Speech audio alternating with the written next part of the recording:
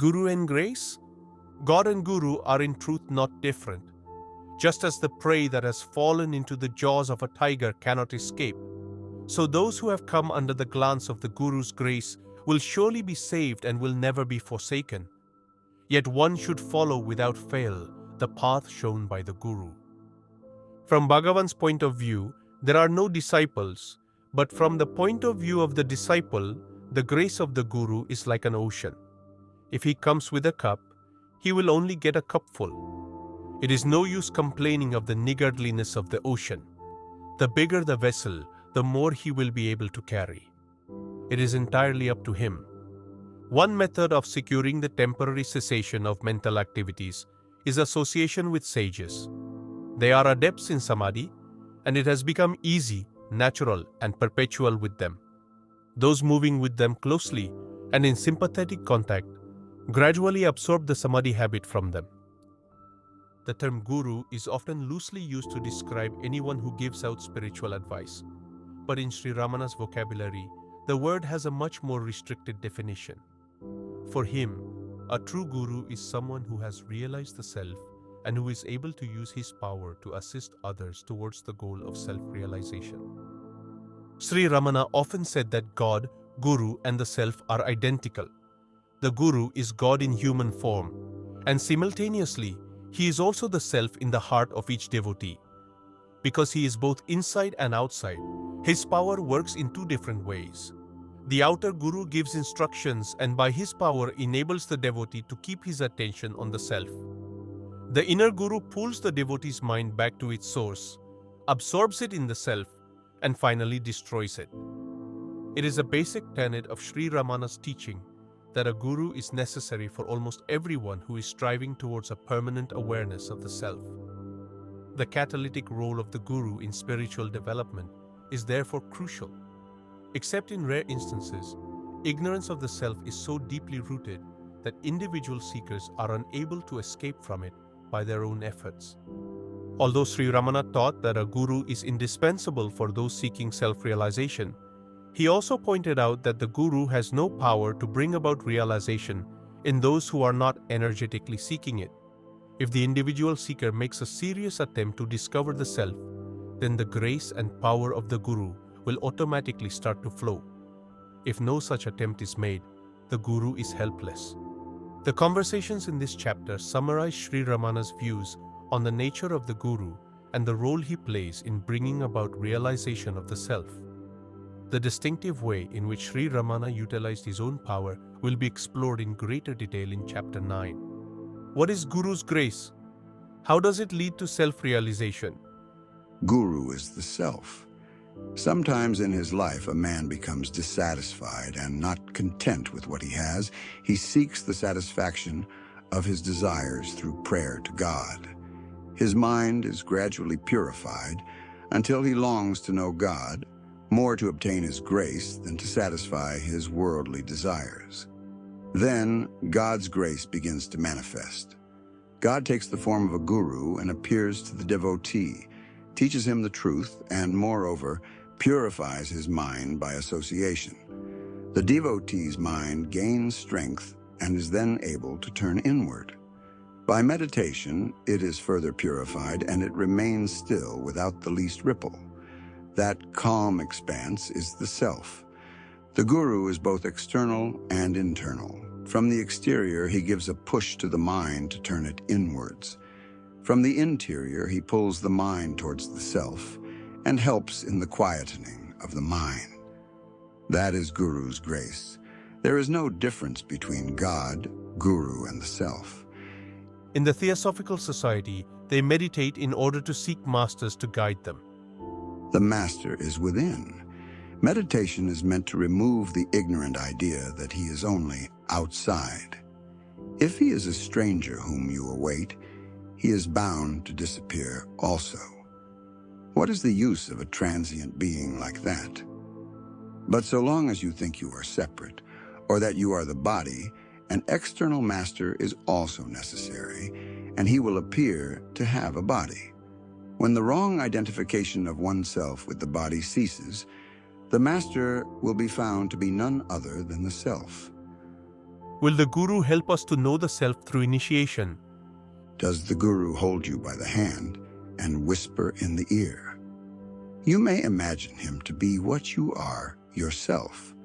Because you think you are with a body, you think he also has a body, and that he will do something tangible to you. His work lies within, in the spiritual realm. How is the Guru found? God, who is immanent, in his grace takes pity on the loving devotee and manifests himself according to the devotee's development. The devotee thinks that he is a man and expects a relationship between two physical bodies. But the Guru, who is God or the self incarnate, works from within, helps the man to see the error of his ways, and guides him on the right path until he realizes the self within. What are the marks of a real teacher, Sadguru? Steady abidance in the self, looking at all with an equal eye, unshakable courage at all times, in all places and circumstances. There are a number of spiritual teachers teaching various paths. Whom should one take for one's Guru? Choose that one where you find you get Shanti, peace. Should we not also consider his teachings? He who instructs an ardent seeker to do this or that is not a true master. The seeker is already afflicted by his activities and wants peace and rest. In other words, he wants cessation of his activities. If a teacher tells him to do something in addition to or in place of his other activities, can that be a help to the seeker? Activity is creation. Activity is the destruction of one's inherent happiness. If activity is advocated, the advisor is not a master, but a killer. In such circumstances, either the creator, Brahma, or death, Yama, may be said to have come in the guise of a master. Such a person cannot liberate the aspirant. He can only strengthen his fetters. How can I find my own Guru? By intense meditation. If it is true that the Guru is one's own self, what is the principle underlying the doctrine which says that, however learned a disciple may be or whatever occult powers he may possess, he cannot attain self-realization without the grace of the Guru? Although in absolute truth, the state of the Guru is that of oneself, the self, it is very hard for the self, which has become the individual, jiva, through ignorance to realize its true state or nature without the grace of the Guru. What are the marks of the Guru's grace? It is beyond words or thoughts. If that is so, how is it that it is said that the disciple realizes his true state by the Guru's grace? It is like the elephant which wakes up on seeing a lion in its dream. Even as the elephant wakes up at the mere sight of the lion, so too is it certain that the disciple wakes up from the sleep of ignorance into the wakefulness of true knowledge through the Guru's benevolent look of grace. What is the significance of the saying that the nature of the real Guru is that of the Supreme Lord, Sarvesvara? First, the individual soul, which desires to attain the state of godhood, or the state of true knowledge, practices incessant devotion. When the individual's devotion has reached a mature stage, the Lord, who is the witness of that individual soul and identical with it, manifests. He appears in human form with the help of Satchitananda, his three natural features, and form and name which he also graciously assumes. In the guise of blessing the disciple, he absorbs him in himself. According to this doctrine, the Guru can truly be called the Lord. How then did some great persons attain knowledge without a Guru? To a few mature persons, the Lord shines as the formless light of knowledge and imparts awareness of the truth. How is one to decide upon a proper Guru? What is the Swarupa, nature or real form of a Guru? He is the proper Guru to whom your mind is attuned. If you ask how to decide who is the Guru and what is his Swarupa, he should be endowed with tranquility, patience, forgiveness, and other virtues. He should be capable of attracting others even with his eyes, just as a magnet attracts iron. He should have a feeling of equality towards all. He who has these virtues is the true guru. But if one wants to know the swarupa of the guru, one must know one's own swarupa first. How can one know the real nature of the guru if one does not know one's own real nature first? If you want to perceive the real nature or form of the guru, you must first learn to look upon the whole universe as guru rupam, the form of the guru. One must see the guru in all living beings. It is the same with God. You must look upon all objects as God's rupa form. How can he who does not know his own self perceive the real form of God or the real form of the guru? How can he determine them? Therefore, first of all, know your own real form and nature. Isn't a guru necessary to know even that? That is true. The world contains many great men. Look upon him as your guru with whom your mind gets attuned. The one in whom you have faith is your guru. What is the significance of Guru's grace in the attainment of liberation? Liberation is not anywhere outside you. It is only within. If a man is anxious for deliverance, the internal guru pulls him in, and the external guru pushes him into the self. This is the grace of the guru. Some people reported you to have said that there was no need for a guru. Others gave the opposite report. What does Maharshi say? I have never said that there is no need for a guru. Sri Aurobindo and others refer to you as having had no guru? It all depends on what you call a guru.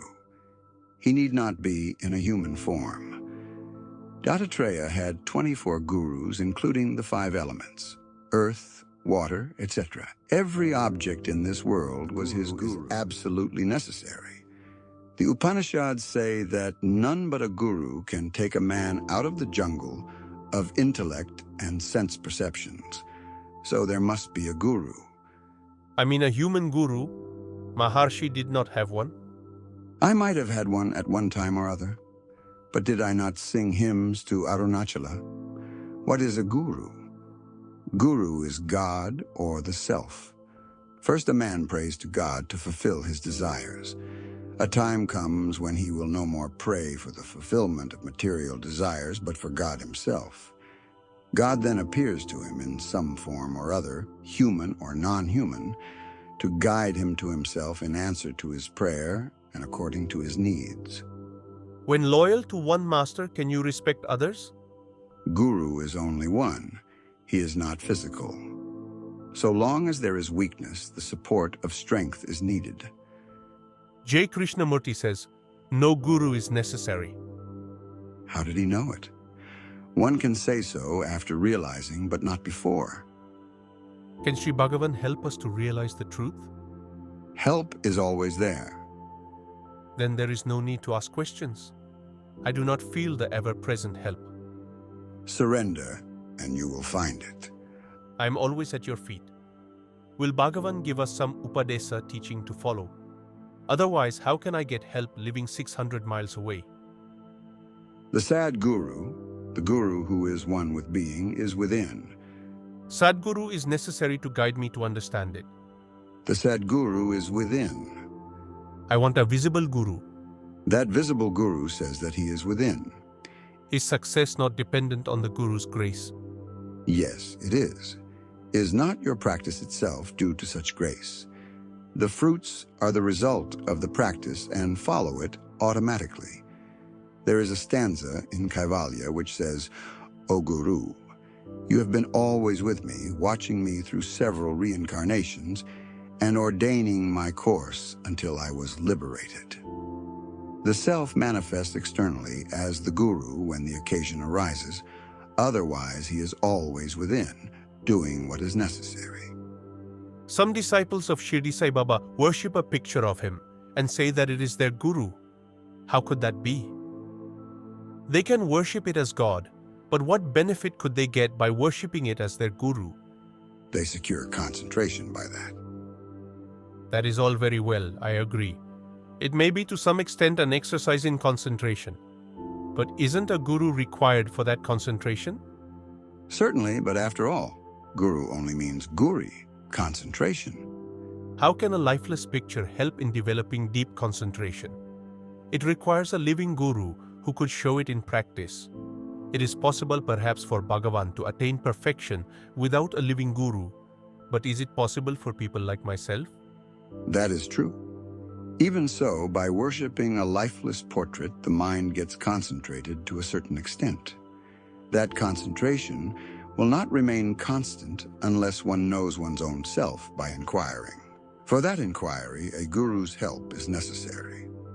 It is said that the guru can make his disciple realize the self by transmitting some of his own power to him. Is it true? Yes, the guru does not bring about self-realization.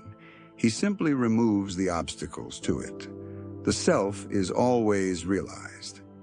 Is it absolutely necessary to have a guru if one is seeking self-realization?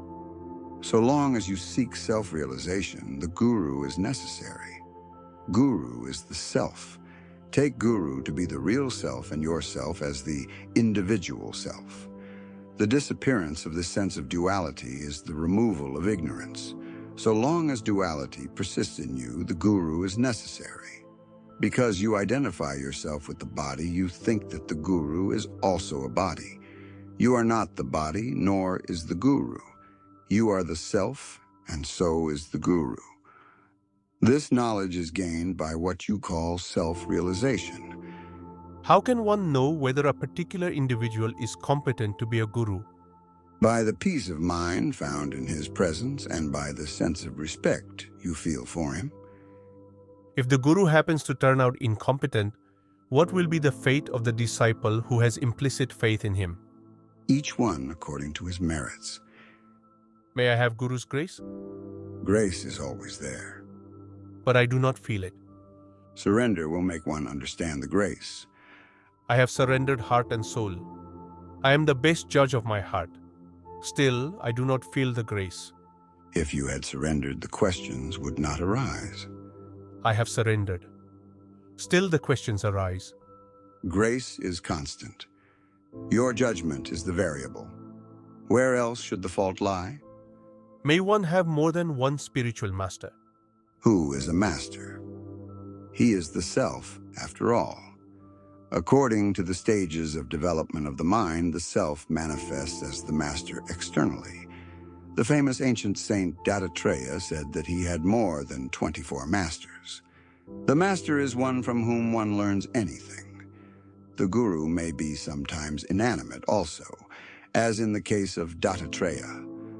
God, guru, and the self are identical. A spiritually minded man thinks that God is all-pervading and takes God for his guru. Later, God brings him in contact with a personal guru, and the man recognizes him as all in all. Lastly, the same man is made by the grace of the master to feel that his self is the reality and nothing else. Thus he finds that the self is the master. It is said in Srimad Bhagavad Gita, realize the self with pure intellect and also by service to the guru and by inquiry. How are they to be reconciled? Iswaro Guru Ratmeti. Iswara, guru, and self are identical. So long as the sense of duality persists in you, you seek a guru, thinking that he is different from you. However, he teaches you the truth and you gain the insight. He who bestows the supreme knowledge of self upon the soul by making it face towards self alone is the supreme guru who is praised by sages as the form of God who is self.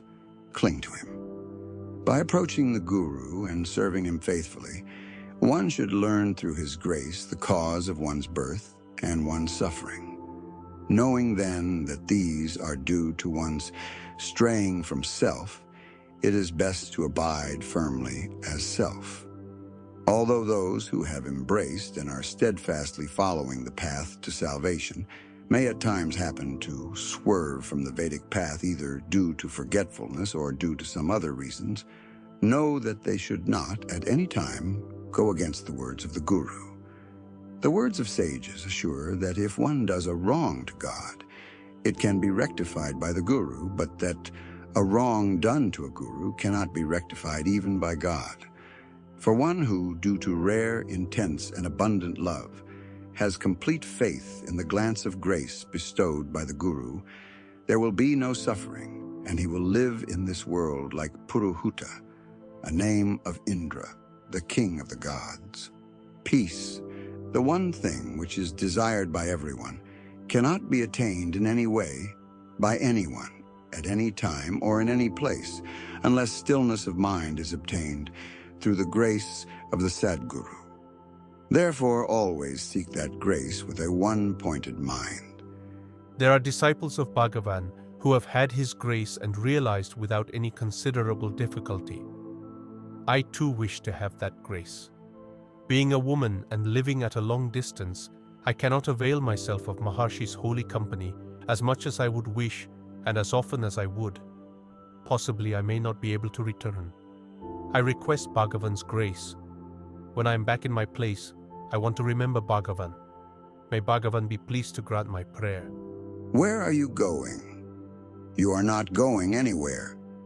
Even supposing you are the body, has your body come from Lucknow to Tiruvannamalai? You simply sat in the car and one conveyance or another moved.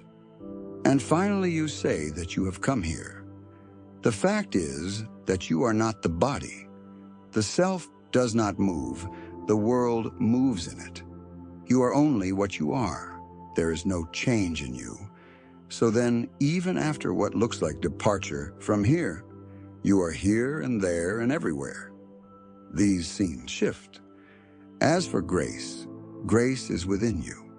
If it is external, it is useless. Grace is the self. You are never out of its operation. Grace is always there. I mean that when I remember your form, my mind should be strengthened, and a response should come from your side too. I should not be left to my individual efforts, which are after all only weak. Grace is the self. I have already said, if you remember Bhagavan, you are prompted to do so by the self. Is not grace already there? Is there a moment when grace is not operating in you? Your remembrance is the forerunner of grace. That is the response, that is the stimulus, that is the self, and that is grace. There is no cause for anxiety. Can I dispense with outside help and by my own effort get to the deeper truth by myself? The very fact that you are possessed of the quest for the self is a manifestation of the divine grace. It is effulgent in the heart, the inner being, the real self. It draws you from within. You have to attempt to get in from outside. Your attempt is the earnest quest. The deep inner movement is grace. That is why I say there is no real quest without grace, nor is there grace active for him who does not seek the self. Both are necessary. How long is a guru necessary for self-realization? Guru is necessary, so long as there is ignorance. Ignorance is due to the self-imposed but wrong limitation of the self. God, on being worshipped, bestows steadiness and devotion, which leads to surrender. On the devotee surrendering, God shows his mercy by manifesting as the Guru. The Guru, otherwise God, guides the devotee, saying that God is within and that he is not different from the self. This leads to introversion of mind and finally to realization. If grace is so important, what is the role of individual effort? Effort is necessary up to the state of realization. Even then, the self should spontaneously become evident, otherwise happiness will not be complete. Up to that state of spontaneity, there must be effort in some form or another. There is a state beyond our efforts or effortlessness. Until it is realized, effort is necessary. After tasting such bliss, even once, one will repeatedly try to regain it. Having once experienced the bliss of peace, no one wants to be out of it or to engage in any other Divine activity. grace necessary for attaining realization, or can an individual's honest efforts by themselves lead to the state from which there is no return to life and death? Divine grace is essential for realization. It leads one to God realization. But such grace is vouchsafed only to him who is a true devotee or a yogi. It is given only to those who have striven hard and ceaselessly on the path towards freedom. Does distance have any effect upon grace? Time and space are within us. You are always in yourself. How do time and space affect it? On the radio, those who are nearer hear sooner. You are Hindu, we are American. Does it make any difference? Number. Even thoughts are read by others. That shows that all are one. Does Bhagavan feel for us and show grace? You are neck deep in water and yet cry for water.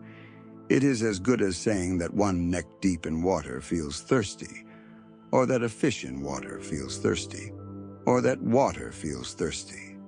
Grace is always there. Dispassion cannot be acquired, nor realization of the truth, nor inherence in the self, in the absence of Guru's grace. But practice is also necessary. Staying in the self by one's efforts is like training a roguish bull, confined to his stall by tempting him with luscious grass and preventing him from straying. I've recently come across a Tamil song in which the author laments he is not like the tenacious young monkey that can hold on to its mother tightly, but rather like a puling kitten that must be carried by the neck in its mother's jaws. The author therefore prays to God to take care of him. My case is exactly the same. You must take pity on me, Bhagavan. Hold me by the neck and see that I don't fall and get injured. That is impossible. It is necessary both for you to strive and for the Guru to help. How long will it take for one to get the grace of the Guru? Why do you desire to know? To give me hope.